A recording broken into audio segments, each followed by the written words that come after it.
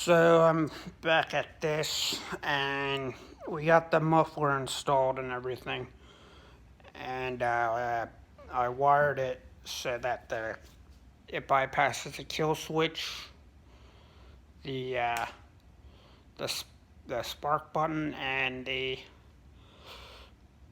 uh, the brake switch, which is how a moped should work.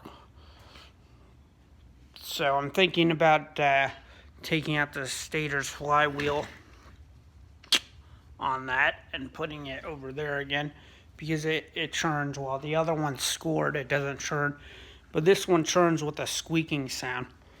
So I'm thinking about doing that. If not, fix it enough to get it working at Craigslist. Let's see if I fixed it.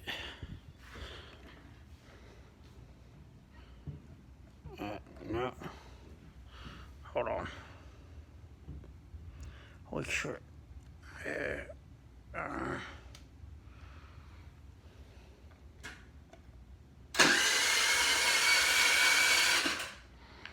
So that's it.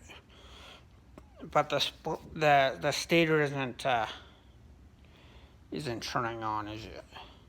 Oh, the spark needs to turn on for the stator to turn on. Okay.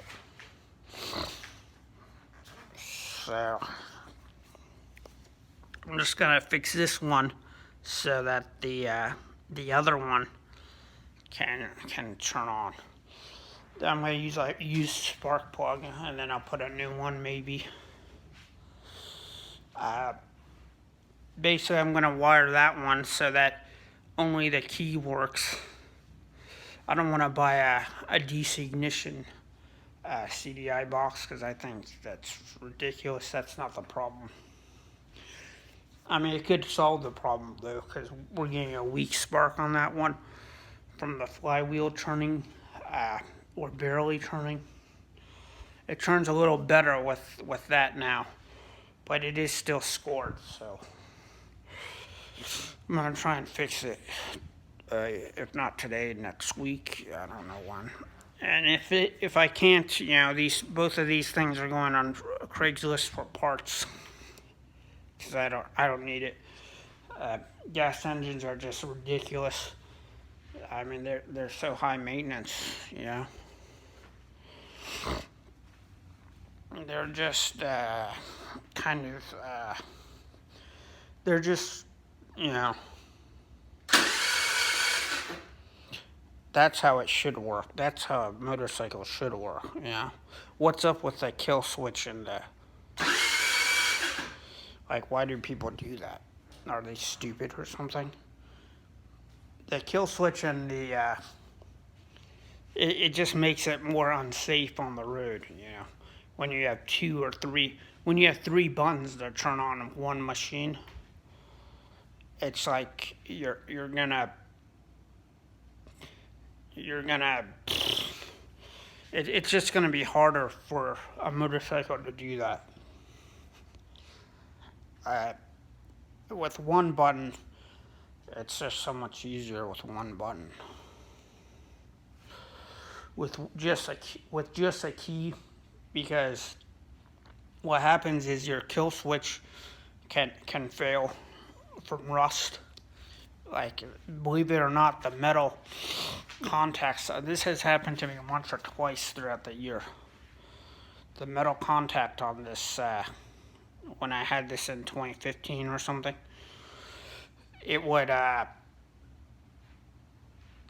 the metal contact on this would fail, it'd be rusted. So this button completely failed right here. So I'm using the horn button now. That's how shitty those things are. It's just, I mean, this is a 2011, so it's not that old. But you get the annoyance of a kill switch and a brake switch. It's really annoying. So I'm gonna take it off of that one. I'm gonna wire it so that one doesn't have a kill switch and a brake switch. Because I think that's part of the problem. I think that that kill switch might be on or something, because it's an AC CDI, and it might not give you a strong spark. If it's not the kill switch, it's gonna be the scored shaft, which is also a problem. The shaft is scored on that from a broken pin. But I put this flywheel on the shaft and it turns. So I gotta work on that. I don't want to, but I guess I have to. I have to come to a conclusion about these pieces of junk.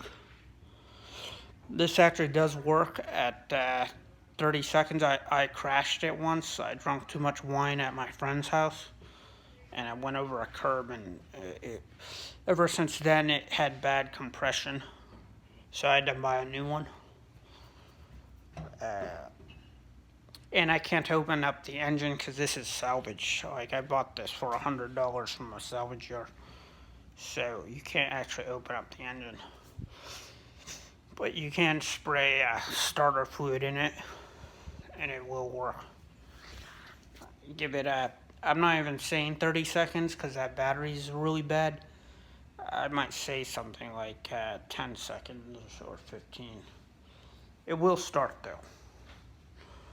That one over there has got a scored shaft. So what happens is that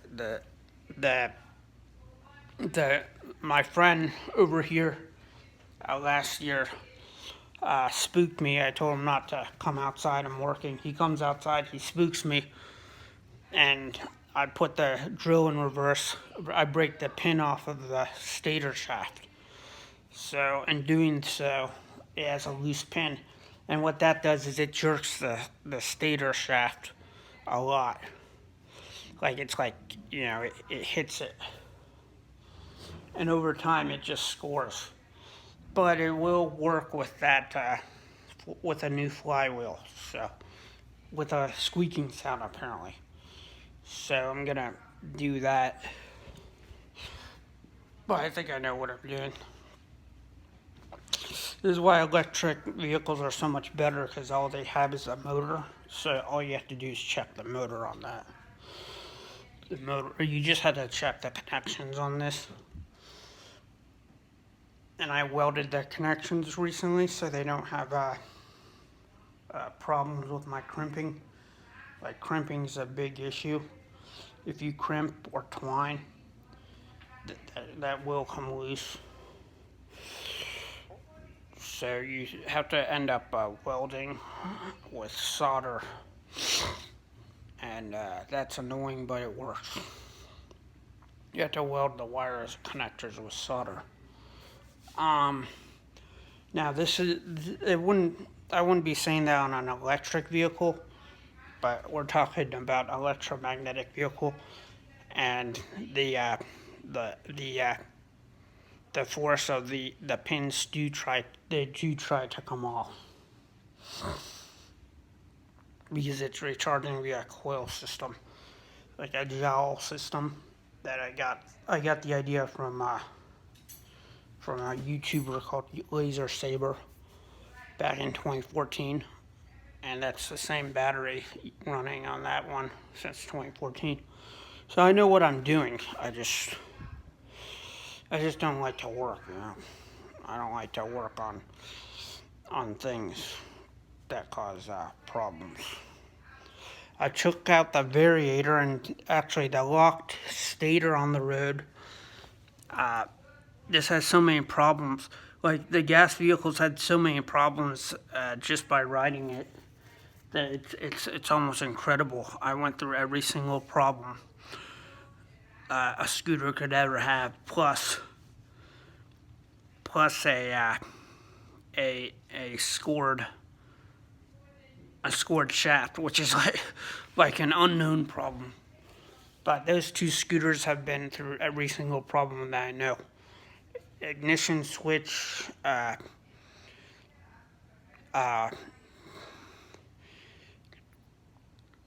those cheap eBay ignition switches, you actually have to rebuild it from scratch because they put the springs in wrong, and it causes fires, believe it or not. The $5 ones. So I drilled it open and put the spring in the right place. Because, these people don't even know. They don't even know what tension is. They just, they're just highly ignorant. I know it looks like junk, and it is, but, like, one, I also get a little bit better at this. Like, this used to be screwed in with one bolt, and it used to gyrate off right here. That used to gyrate off because I didn't have an impact wrench in 2015. So, but ever since then, ever since say 2016 or something, I've had an impact driver and it's done wonders. Like, you can't take this off. It actually, I actually impact drive almost all my bolts that are large. Like the scooters, electromagnetic scooters bolts are impact driven. This bike is actually just fine. This bike had a someone threw it out because the spoke didn't line up and the back wheel didn't line up. Little did they know is you can just realign that. But yeah, it looks like I might be able to fix this without buying a new scooter. Like, I don't want to buy a new scooter. I don't have money right now. And I guess that's the end of the blog. Yeah, so I'm gonna try and fire this one up. Put a spark plug in there. Hey, bye.